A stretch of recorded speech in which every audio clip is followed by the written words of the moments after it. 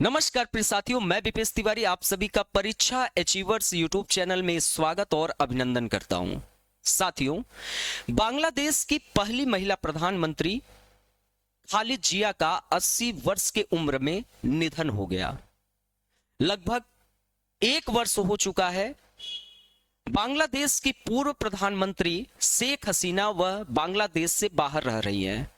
अब यह प्रश्न उठ रहा है कि क्या बांग्लादेश से महिला राजनीति का अंत हो चुका है या इसके पीछे कुछ षड्यंत्र है।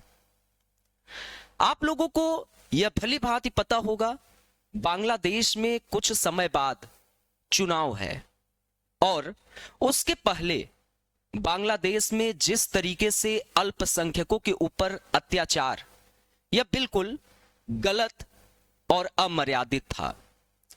पाकिस्तान में आप देख सकते हैं, इस्लाम धर्म के बुनियाद पे बना हुआ पाकिस्तान आज वहां पर अल्पसंख्यक नगण्य है या कह सकते हैं कि बिल्कुल है ही नहीं, क्योंकि पाकिस्तान में अल्पसंख्यकों को जबरन इस्लाम धर्म में कन्वर्ट किया गया, जबरन उन पर अत्याचार किया गया, जबरन उनके घरों में मां बहनों के साथ जबरदस्ती किया गया। आज वही बांग्लादेश में भी स्थिति बन चुकी है। बांग्लादेश में भी यह देखने को मिल रहा है। वहां पर जिस तरीके के वीडियो वायरल हुए, वह वीडियो कहीं ना कहीं यह दर्शा रहा है कि वहां का अल्पसंख्यक बिल्कुल असुरक्षित है। आखिरकार इसके पीछे किसका षड्यंत्र है? यह पाकिस्तान का है या कुछ भारत के सीमा के अंदर कुछ अनहोनी होने का डर है? आज के वीडियो में मैं इन्हीं प्रमुख बिंदुओं पर बात करूंगा। आप सभी लोग कमेंट करके जरूर अपना मंतव्य दीजिएगा, लिंक को शेयर करिएगा। बहुत से अधिक लोग चैनल सब्सक्राइब नहीं करते हैं, तो चैनल सब्सक्राइब करिए, ज्यादा से ज्यादा शेयर करिए ताकि काफी लोगों तक यह वीडियो पहुंचे और उनको इस चीज की जानकारी हो सके। आप सभी अपना साथ और सहयोग जरूर दीजिएगा। यह वीडियो हमारा द फ्यूचर क्रिएटर्स पे भी अपलोड होगा। वहां पर भी आप लोग ये सोचिए कि ये दोनों हमारा चैनल है और दोनों चैनल को आप सभी लोग लाइक, शेयर और सब्सक्राइब सर्च भी कर सकते हैं, जहां पर आप हमारी वीडियो को देख लें।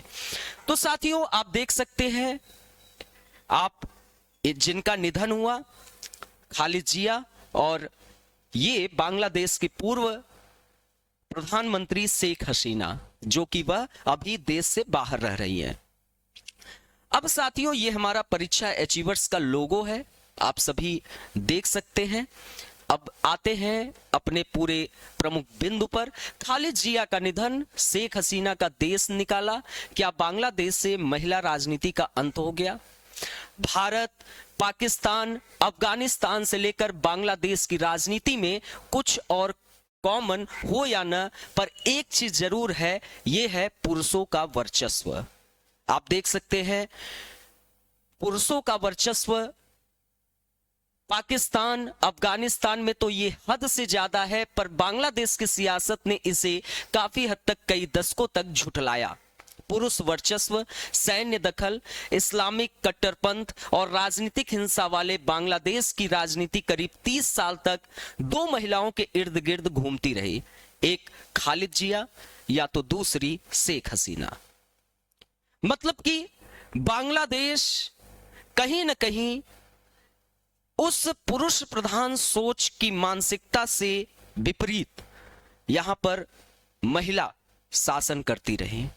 अब यह प्रश्न उठ रहा है कि क्या यहां से महिला राजनीति का अंत हो चला है? आप सभी लोग कमेंट बॉक्स में कमेंट भी करिएगा। आज अलग अलग कारणों से बांग्लादेश की सियासत इनके बिना सूनी हो गई है। शेख हसीना पहले ही तख्ता पलट के बाद से दिल्ली में निर्वासन काट रही हैं, लेकिन उनकी कट्टर विरोधी खालिद जिया, जो शेख हसीना की गैर मौजूदगी में काफी मकबूल हुई थी, आज दुनिया एफानी से कूच कर गई है। तो सवाल है कि बांग्लादेश में क्या ये महिला राजनीति का दी एंड है? आप सभी लोग कमेंट बॉक्स में बताइएगा, क्या ये दी एंड है या फिर अब भी बहुत कुछ बाकी है? इस स्टोरी में और भी कुछ ट्विस्ट है। आप देख सकते हैं, शेख हसीना की कट्टर विरोधी शेख हसीना इस वक्त तख्ता पलट के बाद दिल्ली में शरण ली हुई हैं और ये है आपकी खालिद जिया, जिनकी अभी 80 वर्ष की उम्र में निधन। खालिद जिया गृहिणी से सत्ता की शिखर तक पहुंची।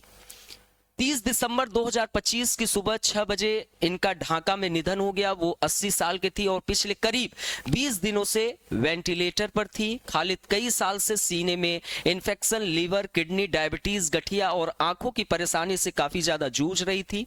उनके परिवार और पार्टी नेताओं ने निधन की पुष्टि की। उनके निधन खबर आने के साथ ही ऐसा क्यों कहा जाने लगा कि बांग्लादेश से राजनीति का एक चैप्टर क्लोज हो चुका। भाई जाहिर सी बात है कि एक लंबे दशकों तक बांग्लादेश को इन्होंने संभाला, शासन की, सत्ता का बागडोर इनके ऊपर था। 27 फरवरी 1991 ये वे तारीख थे जब बांग्लादेश में एक इतिहास लिखा गया। बांग्लादेश को इस दिन खालिद जिया के रूप में फर्स्ट वुमेन प्राइम मिनिस्टर मिला। आप लोग कमेंट बॉक्स में बताइएगा भारत की फर्स्ट वुमेन प्राइम मिनिस्टर कौन थी। इससे पहले वह राजनीति की दुनिया से दूर थी। पति जियाउर रहमान की हत्या के बाद उन्होंने पार्टी संभाली और उसे सत्ता तक पहुंचाया। एक गृहिणी से प्रधानमंत्री तक का उनका सफर बांग्लादेश में महिला नेतृत्व की सबसे मजबूत मिसाल बना। 2001 में दोबारा सत्ता में लौटी। 2006 तक वह प्राइम मिनिस्टर बांग्लादेश की रही।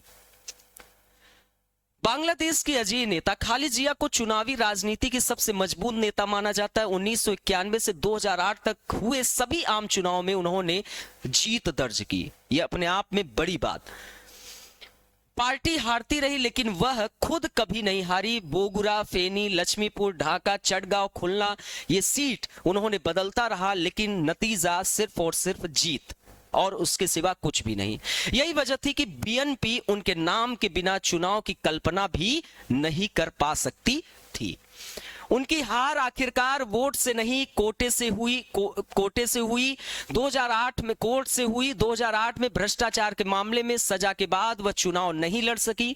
इसके बावजूद पार्टी आखिरकार वक्त तक उन्हीं पर निर्भर रही। बीएनपी के पास उनकी लोकप्रियता के बराबर कोई और चेहरा भी नहीं था। इसका अंदाजा आप इस बात से लगा सकते कि लंबे वक्त से बीमारी से जूझ रहे खालिद 12 फरवरी 2026 में होने वाले आम चुनाव में भी नामांकित नहीं किया गया।